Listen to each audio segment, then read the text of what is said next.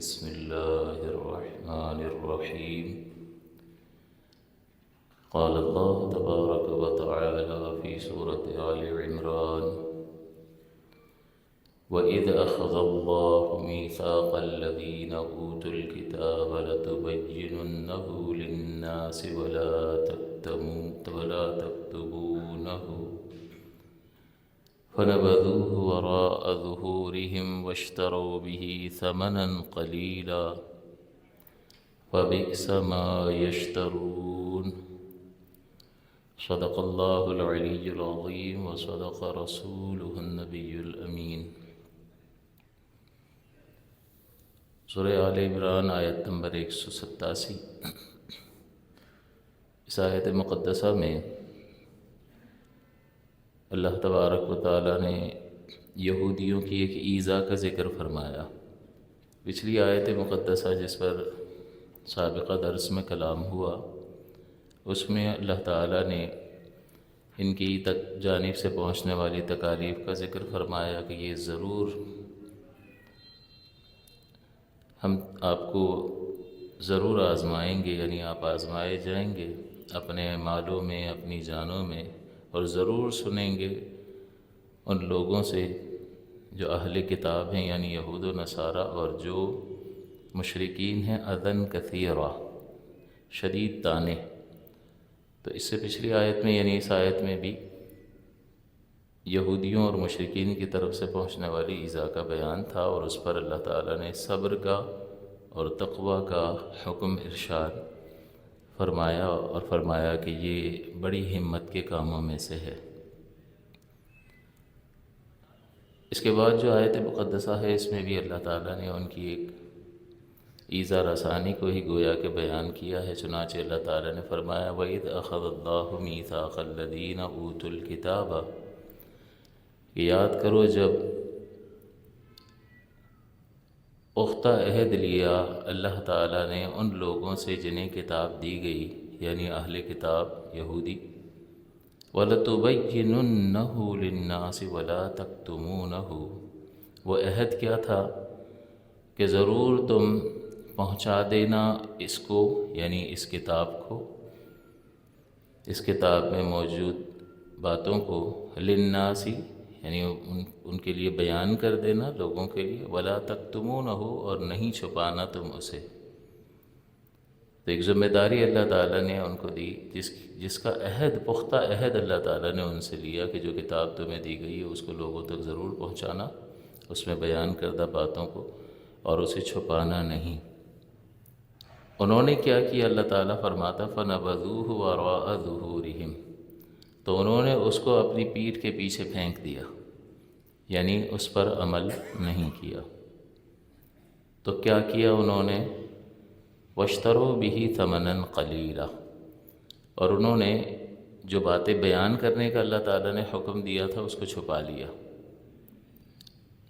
لیا. وجہ کوئی نہ کوئی نفع تو حاصل ہوا ہوگا. اللہ تعالیٰ فرماتا ہے: وَاشْتَرَوْا بِهِ ثَمَنًا قَلِيلًا، کہ اس کے بدلے ذلیل دام انہوں نے حاصل کیے، رشوتیں. فَبِئْسَ مَا يَشْتَرُونَ. قوم تو ان کے پیچھے چل رہی تھی، اور ان کی ذمہ داری تھی قوم کو بتانا کہ یہ نبی جو دعویٰ نبوت کر رہے ہیں ان کا بیان ہماری کتب میں موجود ہے، اور ان کا بیان حق ہے، اور ہمیں ان کی پیروی کا حکم ہے. تو وہ تو اپنے ان بڑوں کو دیکھ رہے تھے اور اس امید پر تھے، سب یہ کہتے تھے بشمول ان راہبوں کے کہ ایک نبی تشریف لانے والے ہیں. تو وہ انتظار تو تھا، بس ان کے کہنے کی دیر تھی کہ بتا دیتے کہ ہاں یہ وہی نبی اور رسول ہیں جن کا بیان کیا گیا. تو حضور علیہ الصلوۃ والسلام کی ذات اقدس سے متعلق جو اوصاف اور کمالات اور جو اسلام کی حقانیت پر یہ کلام موجود تھا وہ انہوں نے چھپایا، اور اس کے بدلے میں تھوڑے دام حاصل کیے. یعنی ان کی اپنی پھر چودراہٹ باقی رہی، لوگ ان سے وابستہ رہے، ان کو مرکز نگاہ بنائے رکھا، اور ظاہر ہے کہ پھر نتیجے میں ان کو جو فوائد حاصل ہونے تھے وہ ان کو حاصل ہوتے رہے، ورنہ یہ بھی ایمان لے آتے، اور ان کے بیان کردہ بات کی وجہ سے لوگ بھی حضور کے دامن سے وابستہ ہو جاتے، تو یہ ایک عام امتی کی حیثیت ہو جاتی ان کی بھی. تو وہ جو ایک منصب ان کو حاصل تھا وہ سارا زیرو ہو جاتا، تو انہوں نے اس لالچ میں یہ شرارت کی کہ جس چیز کے پہنچانے کا حکم تھا اس کو نہیں پہنچایا، اور اس کے بدلے میں ذلیل دام انہوں نے حاصل کیے۔ اللہ تعالیٰ فرماتا فَبِئْسَ مَا یشترون، تو کتنی بری خریداری کر رہے ہیں یہ۔ تو اگر اللہ تعالیٰ کے حکم پر عمل کیا ہوتا، اور جیسے فرمایا تھا کہ ہم نے ان سے اس بات کا پختہ عہد لیا، تو عہد کا تو تقاضا یہ ہوتا ہے کہ اس کو پورا کیا جائے۔ آپ نے وعدہ کیا، آپ کو پورا کرنا ہے، تو اس عہد کو پورا کرتے تو کیا اللہ تعالیٰ کی طرف سے انعامات حاصل نہ ہوتے؟ لیکن اس کو چھوڑ کر عہد شکنی کیا اور دنیا کا ذلیل دام انہوں نے حاصل کیا، تو اللہ تعالیٰ نے فرمایا کہ یہ بہت بری انہوں نے خریداری کی ہے۔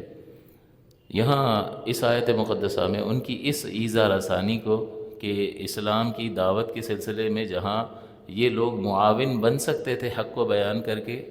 اس کو انہوں نے چھپا لیا اور اس اسلام کی راہ میں ایک گویا کہ ایک طرح سے رکاوٹ بننے کی کوشش کی۔ تو اللہ تعالیٰ نے اس بات کو یہاں ذکر فرمایا۔ نبی اکرم صلی اللہ علیہ وسلم نے فرمایا، حضرت ابو ہریرہ روایت کرتے ہیں، بلکہ حضرت ابن عباس رضی اللہ تعالیٰ عنہ نے بیان فرمایا، امام بخاری نے اس حدیث کو روایت کیا کہ سرور دو عالم صلی اللہ علیہ وسلم نے یہودیوں کو بلایا اور ان سے کچھ باتیں دریافت کی، تو اس کا جو صحیح جواب تھا وہ انہوں نے نہیں دیا، بلکہ اس کو چھپا لیا، اور اس کے بدلے میں انہوں نے دوسری چیزوں کو ظاہر کیا جو حق پر مبنی نہیں تھی۔ تو اس کے بارے میں مفسرین نے دو اقوال بیان کیے کہ ان کی کتابوں میں یہ موجود تھا کہ اسلام دین حق ہے اور لوگوں کو اسلام کی پیروی کا حکم دیا گیا ہے، یہ ان کی کتاب میں، اور مزید یہ کہ محمد اللہ کے رسول ہیں صلی اللہ علیہ وسلم۔ یا اس سے مراد یہ ہے کہ یعنی جو حضور نے ان سے پوچھا تھا سوال جس کا انہوں نے صحیح جواب نہیں دیا، اس کو چھپا لیا، وہ یہ تھا کہ سرکار دو عالم صلی اللہ علیہ وسلم کی جو خوبیاں اور جو نشانیاں ان کی کتابوں میں موجود تھیں وہ انہوں نے ظاہر نہیں کی اور اس کو چھپا لیا، اور وہ اس چھپانے پہ بڑے اتراتے تھے اور خوش ہوتے تھے۔ تو تھوڑے سے نفع کے لیے انہوں نے یہ کام کیا اور اپنی آخرت کو تو برباد اور تباہ کر ہی لیا، بلکہ جو متعلقین تھے وہ بھی ان کی وجہ سے برباد اور ہلاک ہوئے۔ لہٰذا ہمیں یہ بھی غور کرنا چاہیے کہ ہم کس کی پیروی کر رہے ہیں۔ بعض اوقات جو ہے بہت سارے لوگ جو ہے کچھ ویسٹڈ انٹرسٹ کے پیچھے کام کر رہے ہوتے ہیں۔ اسلام کے دشمن بہت سارے ہیں اس دنیا میں، اور وہ دیکھتے ہیں کہ مسلمانوں کے ملک میں کون ایسا شخص ہے جو سمجھدار بھی ہے، چرب زبان بھی ہے، اس کی خدمات حاصل کر لو اور اسلام کو جس طرح سے بھی چاہو نقصان پہنچاؤ، لوگوں کے عقائد میں تذبذب پیدا کرو، حتیٰ کہ یہ قادیانی فتنہ جو ہے وہ بھی انہی دشمنان اسلام کا بویا ہوا ایک بیج تھا جو سامنے آیا، اور کتنا نقصان اس امت کو ہوا۔ یہ یعنی چالاک آدمی تھا، ذہین آدمی تھا، چرب زبان تھا، زبان کا تیز تھا، آہستہ آہستہ آہستہ نبوت ہی کا دعویٰ کر بیٹھا۔ اور آپ غور فرمائیے کہ اس کو ماننے والے جن لوگوں نے اس کو نبی مان لیا وہ کوئی کافر ہندو نہیں تھے بلکہ مسلمان تھے۔ یعنی مسلمان اگر یعنی عقیدہ ختم نبوت پہ ان کا یقین اور ایمان ہی اتنا کمزور تھا، یا ان کے پاس دلائل نہیں تھے، یا انہوں نے بات کو صحیح سمجھا نہیں تھا، اور وہ جو بولتا گیا اس کو مانتے چلے گئے، اور اس کے نتیجے میں صرف وہ لوگ کہ جن لوگوں نے اس وقت اس کو مان لیا انہوں نے ہی اپنے ایمان کو ضائع نہیں کیا بلکہ ان کی پوری نسلیں تباہ ہو گئیں۔ آج جو آپ کو قادیانی نظر آتا ہے وہ کون ہے؟ وہ انہی کی نسلوں میں سے، انہی کی اولاد میں سے ہے۔ تو اس طرح کے بہت سارے لوگ، اس طرح کے بہت سے کردار آج بھی آپ کو مل جائیں گے جو باقاعدہ پلانٹڈ ہوتے ہیں، اور یہ ذلیل دام دین کو بیچ کر اور دین کو بدنام کر کے اور لوگوں کے ذہنوں میں تذبذب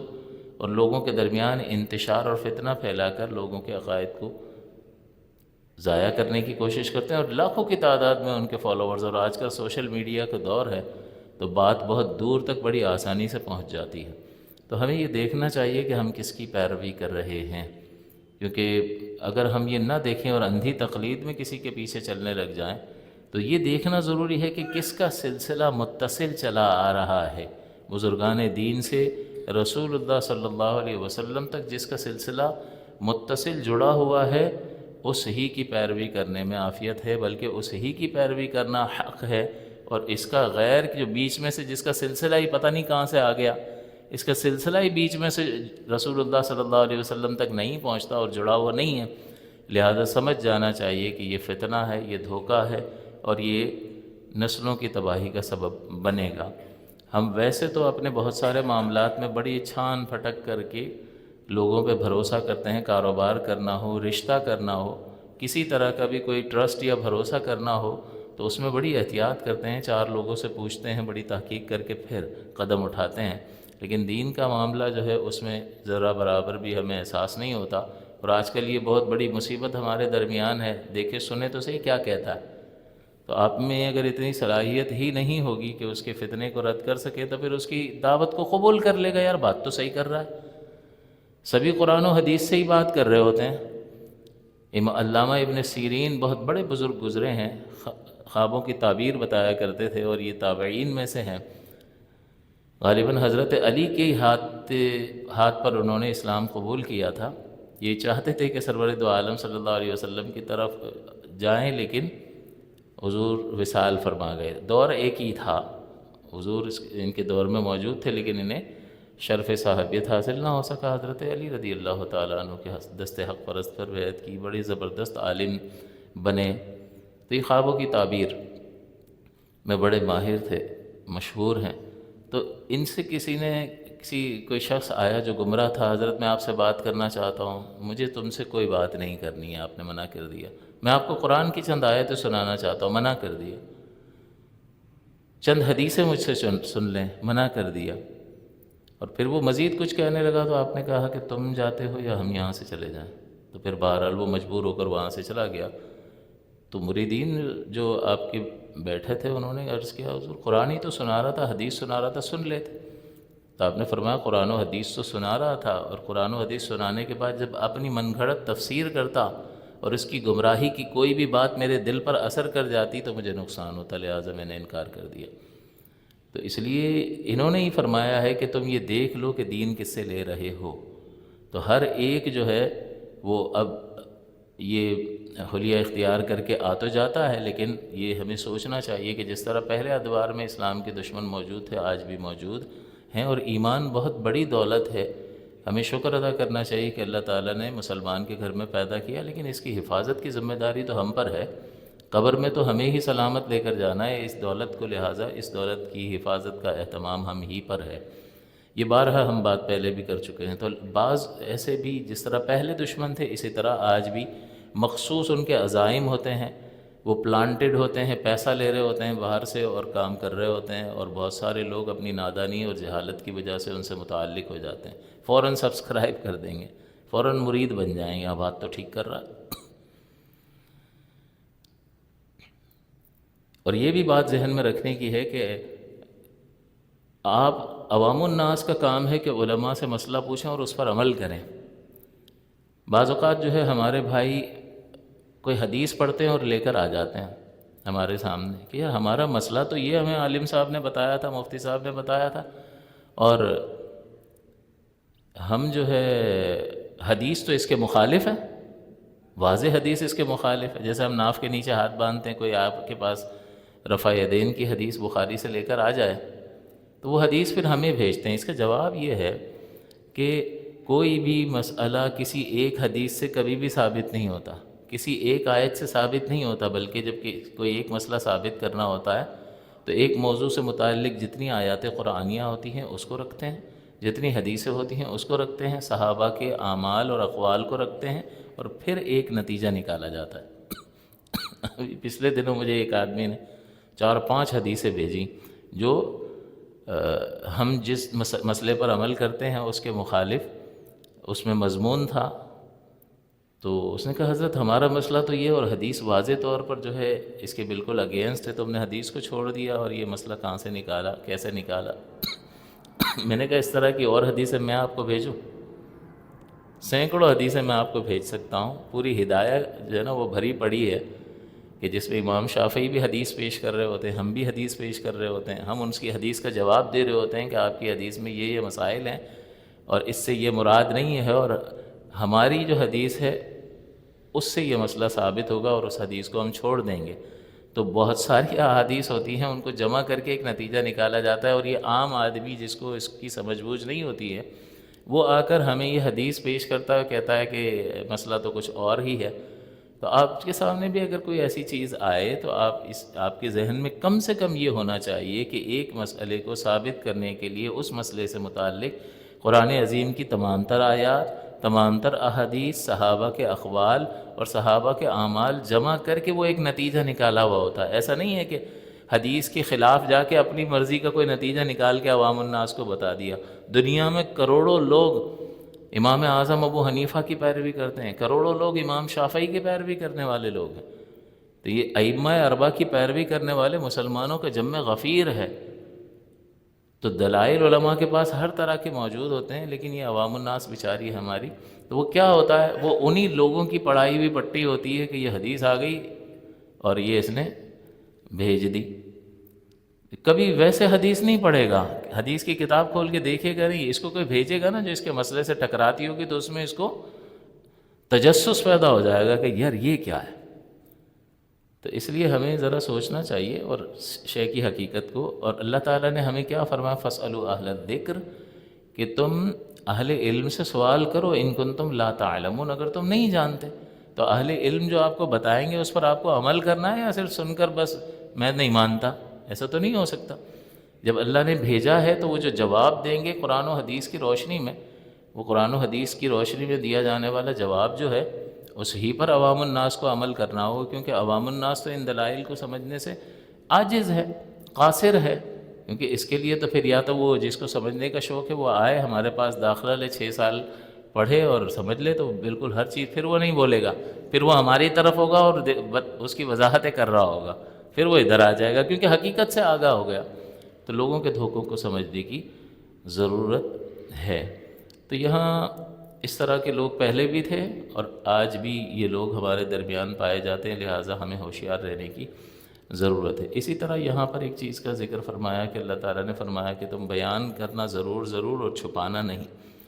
اس سے متعلق سرور دو عالم صلی اللہ علیہ وسلم نے بیان فرمایا، حضرت ابو ہریرہ رضی اللہ تعالیٰ عنہ بیان کرتے ہیں کہ نبی اکرم صلی اللہ علیہ وسلم نے فرمایا کہ جس شخص سے کوئی بات پوچھی جائے اور وہ اس کو جانتا ہو اور اس کے باوجود وہ نہ بتائے تو قیامت کے دن اس کے منہ میں آگ کی لگام ڈالی جائے گی، یعنی اس کو سزا دی جائے گی کہ بھئی جب تمہیں یہ معلوم تھا تو تمہیں بتانا چاہیے تھا، کیونکہ ریسپانسبلٹی ہے۔ حضور نے فرمایا بلغوا عنی ولو آیہ، پہنچا دو میری طرف سے اگرچہ ایک ہی آیت ہو۔ تو یہ تو امت کی ریسپانسبلٹی ہے۔ عالم تو وضاحت کے ساتھ بیان کرے گا، اس کی تشریح بھی کر سکتا ہے کیونکہ اسے معلوم ہے، اسے علم حاصل ہے، لیکن عوام الناس اگر کوئی بات جانتی ہے تو جیسا اس نے سنا ہے عالم سے ویسا ہی وہ منتقل آگے کر سکتی ہے، اپنی طرف سے تشریح کیا اختیار نہیں ہے اس کو، وہ تو گناہ گار ہوگا اگر ایسا کرے گا تو، لیکن جیسا سنا ہے ویسا، تو یہ تو ریسپانسبلٹی ہے۔ تو ایک عالم کو بتانا ضروری ہوتا ہے، ورنہ یہ وعید ہے اس کے لیے۔ لیکن یہ اسی مقام پر ہے کہ کتمان علم، یعنی علم کا چھپانا منع اور گناہ اسی وقت ہوتا ہے کہ جب کوئی آپشن اور ان لوگوں کے پاس موجود نہ ہو۔ ایک شعر میں اگر کئی علماء ہیں اور معلوم ہے کہ اگر یہ جواب نہیں دیں گے تو یہ فلاں سے پوچھ لے گا، فلاں سے پوچھ لے گا، فلاں سے پوچھ لے گا، تو بہت سارے اگر آپشنز ہوں تو پھر ٹھیک ہے، اگر آپ کوئی عالم اپنی مصروفیت یا کسی اور وجہ کی بنا پر جواب نہیں دے پایا ہے تو وہ گناہ گار نہیں ہوگا اور وہ اس وعید کے تحت داخل نہیں ہوگا۔ لیکن ہاں جہاں پر ایک ہی ہو اور کوئی آپشن نہ ہو تو پھر عوام کی رہنمائی کے لیے اس کی ذمہ دار ہے کہ اس سے پوچھا جائے اور یہ جانتا ہو تو یہ بتایا، ورنہ اس وعید کے تحت داخل ہوگا۔ تو اس میں فرق کرنا ضروری ہے۔ ہماری عوام کو بعض اوقات کوئی حدیث مل جاتی ہے تو وہی بات ہے، وہ لگ جاتے ہیں کہ دیکھو میں نے مسئلہ پوچھا تھا، اور بڑا جو ہے نا ان کو تکبر ہے، بتاتے ہی نہیں ہیں، جواب ہی نہیں دیتے ہیں، دیکھو حدیث تو یہ کہہ رہی ہے، پتہ چلے گا قیامت میں جب آگ کی لگام ڈالی جائے گی۔ ارے بھائی یہاں پر یہ وعید نہیں ہے، وہاں ہے کہ جہاں پر کوئی اور عوام کے پاس کوئی اور متبادل آپشن نہ ہو اور یہ جواب نہ دے رہے ہوں۔ اگر آپشن ہے، آج کل تو واٹس ایپ پہ 1 سے پوچھیں گے، 2 سے پوچھیں گے، 3 سے پوچھیں گے، جواب مل ہی جائے گا۔ ہمارے پاس اتنے سارے سوالات میرے خود اپنے ان باکس میں ہوتے ہیں، جیسے جیسے مجھے موقع ملتا رہتا ہے میں جلدی جلدی یس نو میں بہت سارے جوابات ہوتے ہیں، بہت سارے ایک جملے کے اندر، بعض اوقات زیادہ لکھنے کا ہوتا ہے تو لکھتا نہیں ہوں، فوراً وائس میں کر دیا، تو بہت سارے لوگوں کو جواب دیتا ہوں، لیکن اس کے باوجود جتنے جواب دیتا ہوں اس سے زیادہ سوال نئے کھڑے ہوتے ہیں اور پچھلے بھی باقی ہوتے ہیں۔ اس وعید کے تحت داخل نہیں، کیونکہ کر تو رہے نا جتنا ہو سکتا، پہنچ رہے۔ رات کو 3 بجے فون آ کے میں نے طلاق دے دی ہے، اب میں کیا کروں؟ بھائی سو جا، اب دے دیے تو اب کیا کروں؟ میں کیا کروں؟ اگر 3 دے دیے ہیں تو الگ الگ کمرے میں سو جاؤ، عدت تو بیوی نے یہیں تمہارے ہی گھر میں گزارنی ہے۔ وہ 3 طلاقیں دے کے اور پھر رات کو فون کر رہا ہے 2:30 بجے، پھر دینے سے پہلے پوچھ لیتا بھائی کہ دینے لگاؤں کیا اسلامی طریقہ ہے؟ نہیں، وہ نہیں کریں گے۔ آج ایک آدمی نے کاروبار کا مداربت کا میسج کیا، مداربت میں ایک کا پیسہ دوسرے کا مال، نفع 1% طے تھا، پھر کاروبار اب ختم کرنے ہیں تو حساب کیا تو 6-7 لاکھ کا کچھ نقصان سامنے آیا۔ تو اب وہ کہہ رہے ہیں کہ یہ کس کی ذمہ داری ہے؟ کیونکہ جس نے پیسہ دیا تھا وہ کہہ رہا ہے بھائی کام تم نے کیا ہے، تم ہی دو گے۔ اب میں نے کہا کہ بھائی مسئلہ یہ ہے کہ آپ کو کاروبار کرنے سے پہلے اور شرائط کو طے کرنے سے پہلے پوچھنا چاہیے تھا کہ یہ میں کرنے لگا ہوں، یہ قدم اٹھانے لگا ہوں، شریعت کے موافق ہے یا نہیں ہے۔ آج آپ کو بھی دین اس لیے یاد آیا ہے کہ لگتا ہے آپ کی دم پہ پاؤں آیا ہے، آپ ہی ہو وہ جس پہ آ رہا ہے یہ 5-6-7 لاکھ کا جو آ رہا ہے نا گردن میں بوجھ۔ کہا مجھے یہی جو ہے نا وہ کہہ رہا ہے کہ تم دو گے کیونکہ تم ہی کام کر رہے تھے، میں نے تو پیسہ دے دیا تھا۔ میں نے کہا آپ کو بھی آج ہی دین آیا نا، تو دین ہمیں یاد آتا ہے جب ہمیں نقصان ہو رہا ہوتا ہے، تو اب کہتے ہیں دین ہمیں بچا لے، اللہ مجھے بچا لے۔ تو بھائی پہلے آ جاتا تو بہرحال اس کو جواب تو دے دیا کہ اس میں رب المال کا نقصان ہوتا ہے، مضارب کا نقصان نہیں ہوتا۔ جو محنت کرنے والا ہوتا ہے وہ کسی نقصان کا ذمہ دار نہیں ہے، جس کا مال ہے وہ کل نقصان کا ذمہ دار ہوگا۔ باقی نفع جس بھی فیصد سے وہ طے کر لیں، آدھا آدھا کر لیں، 40-60 کر لیں، 30-70 کر لیں، وہ ان کی مرضی ہے، لیکن جب نقصان ہوگا تو محنت کرنے والے کو نقصان نہیں دینا ہوگا، بلکہ جس کی انویسٹمنٹ ہے سارا اسی کو برداشت کرنا ہوگا۔ لیکن اب وہ لڑائی کر رہے ہیں تو بہرحال پہلے پوچھنا ضروری ہوتا ہے۔ تو یہاں یہ علم دین کے بارے میں بھی بتا دیا کہ علم دین چھپانا جائز نہیں ہوتا جس وقت کہ ضرورت ہو اس کی اور کوئی اور آپشن نہ ہو۔ پھر یہ بھی بتایا کہ علماء پر بھی یہ ذمہ داری ہے کہ وہ ظاہر کریں اور وہ ایسا لباس پہنیں کہ لوگ سمجھیں کہ یہ عالم دین ہے، تاکہ وہ فیض حاصل کریں اور متعلق ہو جائیں۔ تو بعض اوقات عالم کا اپنا تعارف کرانا عالم ہونے کی حیثیت سے وہ جائز ہوتا ہے، بلکہ اس خاص مقام پر شریعت مطالبہ کر رہی ہوتی ہے کہ لوگوں کو معلوم نہیں ہے اور لوگ جانیں گے تو مسائل پوچھیں گے اور فیض حاصل کریں گے۔ جیسے حج کے معاملات میں خاص کر اس چیز کو سب نے احرام پہنا ہوتا ہے، کوئی خاص کاسٹیوم تو ہوتا نہیں ہے۔ اب اس میں لوگوں کے ساتھ مسائل ہیں اور پریشان ہیں، کس سے پوچھوں۔ ایسے موقع پر جی بتائیے، میں کوشش کروں گا، مجھے آتا ہے، میں آپ کو جواب دے سکتا ہوں، پوچھ لیجئے۔ تو ظاہر کیا کہ میں جو ہے نا عالم ہوں اور میں اس کا جواب دے سکتا ہوں۔ تو ایسے موقع پر یہ ظاہر کرنا جو ہے شریعت اس کا مطالبہ کرتی ہے، یہ عجب اور خود پسندی میں نہیں آتا ہے۔ مزید یہ کہ یہاں اللہ تعالیٰ نے فرمایا کہ انہوں نے جو یہ باتیں چھپا لیں، وَاشْتَرَوْا بِهِ ثَمَنًا قَلِيلًا، اور اس کے بغیر قلیل دام انہوں نے لیے، یعنی دین کو بیچا۔ تو اللہ تعالیٰ نے اس کو قلیل اور ذلیل، اس دام کو جو ہے ذلیل قرار دیا کہ چاہے کتنا بھی حاصل ہو جائے یہ ذلیل ہے۔ تو اس سے بعض صورتیں مستثنیٰ ہوتی ہیں ایسی کہ طاعت پر اجرت نہیں لی جا سکتی، جو ہم دین کا کام کرتے ہیں اس پہ اجرت نہیں لی جا سکتی، لیکن بہت ساری چیزیں ایسی ہیں جو ضرورتاً اب مستثنیٰ ہیں، جیسے نماز پڑھانا امام کا۔ اب اگر مسجد میں پہلے تو کوئی بھی آ جاتا تھا پڑھا دیتا تھا، لیکن اب لوگ جو ہے وہ اپنے روزمرہ کے معاملات میں اتنے مشغول ہوتے ہیں، تو اگر کوئی فکس امام نہ ہو، اس کو مقرر نہ کریں اور اس کی تنخواہ فکس نہ کریں، تو پھر وہ بھی اپنے کام کاج میں جائے گا، موقع ملے گا تو آ جائے گا، ورنہ مسجد میں ایسے ہی لوگ انتظار کرتے رہیں گے، تو نظام بگڑے گا اور دین کا نقصان ہوگا۔ تو جب دین کا نقصان ہوتا ہے تو پھر ایسی چیزوں میں شریعت رعایت دیتی ہے۔ تو جہاں جہاں یہ اس طرح کے معاملات ہوں گے کہ دین کا نقصان ہوگا، وہاں پر یہ دینی کام، تدریس وغیرہ جو ٹیچنگ کی جاتی ہے اس میں بھی ضرورت ہے، لہٰذا ضرورت کی وجہ سے یہ چیزیں اس میں مستثنیٰ رہیں گی۔ تو یہاں یہ جو اللہ تعالیٰ نے یہ سب کچھ جو بیان فرمایا، اس میں یہودیوں کا تو قصہ بیان فرمایا، ان کا ایک رویہ ذکر فرمایا کہ ان کو کہا تھا کہ تم اس کو واضح طور پر لوگوں تک پہنچا دینا، اور اس میں سے کچھ بھی چھپانا نہیں۔ اور انہوں نے اس کا الٹ کیا تو اللہ نے ناراضگی کا اظہار فرمایا بئس ما یشترون۔ تو یہ تو چلیں ان کا ایک واقعہ ذکر کر دیا، سرور دو عالم صلی اللہ علیہ وسلم کے زمانے کی ایک بات ذکر کر دی، لیکن اس تناظر میں ہم اپنے آپ کو اگر دیکھیں تو قرآن عظیم ہمیں دیا گیا ہے، اور حضور صلی اللہ علیہ وسلم کی سیرت طیبہ اور حضور کی احادیث مبارکہ ہمیں کیا کہتی ہیں کہ اس کو سمجھو اور لوگوں تک پہنچاؤ، اس پر عمل کرو۔ تو اصل میں ہمیں یہ سوچنا چاہیے کہ جو اصل زندگی کا مقصد ہے اس کو ہم نے بہت پیچھے رکھ دیا، جو کہ آخرت کی تیاری ہے، اللہ تعالیٰ کی رضا کا حصول ہے، اس کو بہت پیچھے رکھ دیا، اور بہت ساری اور دنیاوی چیزیں جو ہیں وہ مشغولیات انہوں نے ساری جو ہے وہ جگہ گھیر لی، اور سارا وقت ہمارا اس ہی میں صرف ہوتا ہے۔ نہ گھر والے جو ہے وہ دین پر عمل کرتے ہیں، نہ دینی اعتبار سے اپنے بچوں کی تربیت کرتے ہیں، اور وہی پھر ایسے ہی عام سا باہر نکلتا ہے۔ تو اگر کوئی اچھی صحبت مل گئی تو چلو بیڑا پار ہو گیا، ورنہ کوئی معاشرے میں کوئی ہم اچھا اضافہ نہیں کر رہے ہوتے، ایسے ہی جسم داخل کر دیتے ہیں بڑے کر کر کے۔ تو بزرگوں نے لکھا کہ باپ جو ہے وہ دو طرح کے ہوتے ہیں، ایک اب جو ہے مغذی ہوتا ہے، غذا فراہم کرنے والا، صرف کھلا پلا کے جسم بڑا کر دیتا ہے، ایک اب مربی ہوتا ہے، تربیت کرنے والا۔ لیکن آپ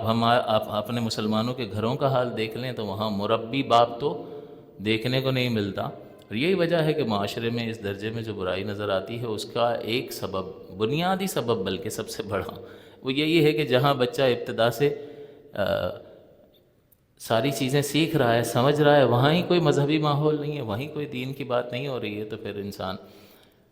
مذہبی اعتبار سے، بنیادی اعتبار سے، مقصد حیات کے واضح ہونے کے اعتبار سے بالکل کلیئر نہیں ہوتا۔ لہٰذا اس آیت مقدسہ کی روشنی میں ہمیں یہ اپنا محاسبہ کرنا چاہیے کہ اللہ تعالیٰ نے ہمیں یہ کتاب مقدس دی، نبی اکرم صلی اللہ علیہ وسلم کی سیرت طیبہ ہمارے پاس موجود ہے، اور آخرت اصل ہے، اور اس دنیا کو آخرت کے لیے استعمال جس نے کر لیا اس نے اس دنیا سے بڑا نفع حاصل کر لیا، اور جو اس ہی دنیا کے لیے لگ گیا اور اس دنیا کے لیے اس نے آخرت کو ترک کر دیا، اس نے بہت بڑا نقصان کر دیا۔ بس آخری بات کہ کسی بزرگ کے پاس ایک مرید حاضر ہوا تو مرید نے کہا حضرت آپ تو ماشاءاللہ بڑے اللہ کے ولی ہیں اور بڑے زاہد ہیں۔ زاہد کا مطلب ترک دنیا کرنے والا، چیزوں کو چھوڑ دینے والا۔ زہد کا مطلب ترک کر دینا، دوری اختیار کر لینا، آپ بڑے زاہد ہیں۔ تو حضرت نے فرمایا، پہلے بھی میں نے آپ کو سنایا، حضرت نے فرمایا کہ مجھ سے بڑا زاہد تو ہے، انت ازہد منی۔ تو اس نے کہا، حضرت بھی آج مذاق کے موڈ میں لگتے ہیں، تو حضرت میں گناہ گار آدمی، سارا دن جو ہے وہ دنیا داری کی، دنیا کے دھندوں میں پڑا رہتا ہوں، میں کہاں سے زاہد ہو گیا اور آپ سے بڑا زاہد ہو گیا؟ تو حضرت نے کہا نہیں، واقعی میں سچ حقیقت بیان کر رہا ہوں کہ تو مجھ سے بڑا زاہد ہے، تو مجھ سے بڑا زاہد۔ جب بار بار یہ تکرار کی تو وہ بھی پریشان ہوا، اور اس نے عرض کیا، اچھا حضور بتائیں میں کیسے زاہد ہوں اور آپ سے بڑا زاہد کیسے ہو سکتا ہوں؟ تو آپ نے فرمایا کہ زہد کہتے کس کو ہیں؟ ترک والعباد،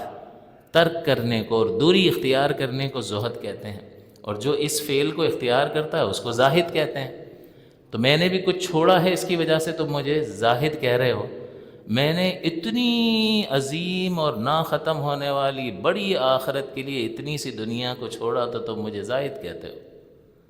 اتنی بڑی آخرت کے لیے جس کی نعمتیں ختم ہونے والی نہیں ہیں، اس کے لیے اتنی سی دنیا کو چھوڑ دیا تو تم مجھے زاہد کہتے ہو۔ ہمت تو تمہاری ہے بھائی کہ تم نے اتنی سی دنیا کے لیے اتنی بڑی آخرت کو چھوڑا ہوا ہے، تو بڑے چھوڑنے والے تو تم ہوئے، تم مجھ سے بڑے زاہد ہو۔ یہ ایک طرح کی چوٹ تھی اس کے دل پہ کرنے کے لیے کہ حقیقتاً بڑے زاہد، اگر چھوڑنے والا لغوی معنی مراد لیا جائے تو بڑا زاہد تو ہے۔ تو یہ دل پر بات اثر کی، اور بہرحال اس کی زندگی تبدیل ہو گئی، اور وہ سمجھ گیا کہ میں خطا پر ہوں۔ تو لہٰذا ہمیں یہ سوچنا چاہیے کہ جہاں اللہ تعالیٰ نے یہودیوں کو، اہل کتاب کو کہا کہ تم سے پکا وعدہ لیا تھا کہ تم اس کو واضح طور پر لوگوں کے سامنے بیان کرو گے اور کچھ چھپاؤ گے نہیں، لیکن کچھ مال اور دنیاوی نفع حاصل کرنے کے لیے چھپا لیا، تو بہت بری خریداری کی ہے۔